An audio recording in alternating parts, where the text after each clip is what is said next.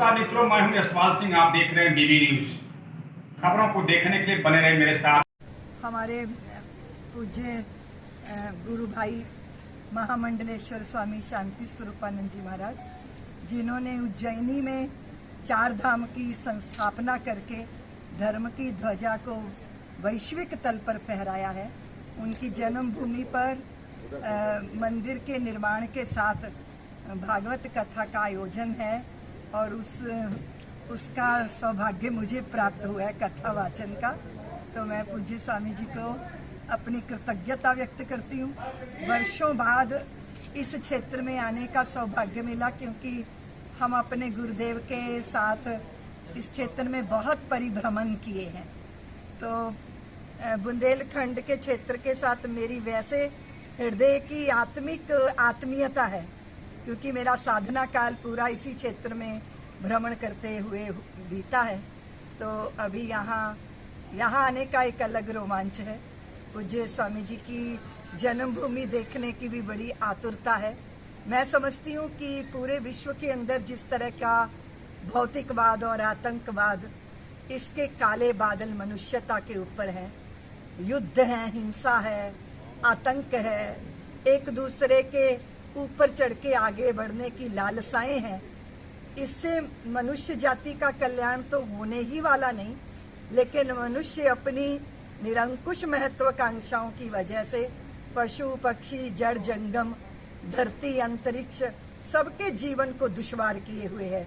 इसलिए धर्म की शरण में आना बहुत जरूरी है, क्योंकि सनातन धर्म जो है वो चींटी से लेके ब्रह्मा पर्यंत एक ही सत्ता का दर्शन कराता है।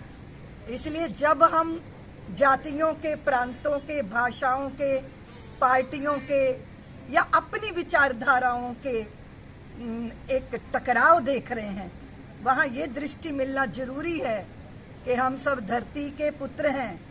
जैसे एक माँ की कोख में रहने वालों को सहोदर बोला जाता है, तो भूमि के पुत्र होने की वजह से हम सब सहोदर हैं और पूरा विश्व हमारा परिवार है।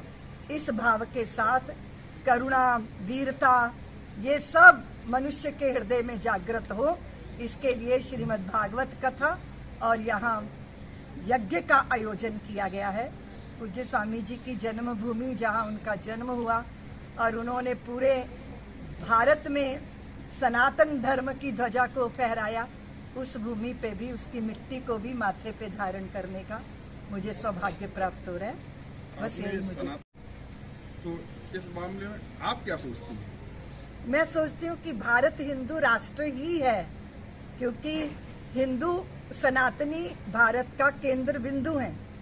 भारत की नदियों को, भारत के पहाड़ों को, भारत की भूमि को नाम दिया है सनातनी ऋषियों ने। इसीलिए हिमालय, गंगा, गोदावरी, कावेरी, यमुना, ये सारी नदियां का नामकरण करने वाले सनातनी ऋषि जन रहे हैं। निश्चित रूप से अभी इस काल में सनातनियों के चित्त में एक अलग तरह की बेचैनी है, व्याकुलता है, क्योंकि सबसे बड़ी हमसे चूक हुई है कि हमने अपने संतानों को अपने धर्म का परिचय नहीं कराया है। और सोशल मीडिया के माध्यम से जिस तरह राजनीतिक विस्तारवाद की सोच रखने वाली ऐसी विचारधाराएं जो ये मानती हैं कि अगर हमें ना माना गया तो आपको जीने का अधिकार नहीं है, इस तरह की संकीर्ण सोच अगर विश्व को भयभीत कर रही है, तो सनातन की ही आवाज है जो सारे संसार को निर्भय करेगी, मनुष्य को ही नहीं बल्कि पशु पक्षियों को भी। दीदी माँ,